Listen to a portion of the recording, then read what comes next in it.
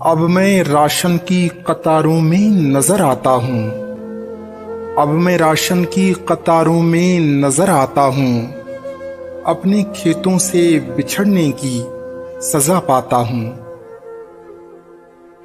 اتنی مہنگائی کے بازار سے کچھ لاتا ہوں، اتنی مہنگائی کے بازار سے کچھ لاتا ہوں، اپنے بچوں میں اسے بانٹ کے شرماتا ہوں۔ اپنی نیندوں کا لہو پوچھنے کی کوشش میں، اپنی نیندوں کا لہو پوچھنے کی کوشش میں جاگتے جاگتے تھک جاتا ہوں، سو جاتا ہوں۔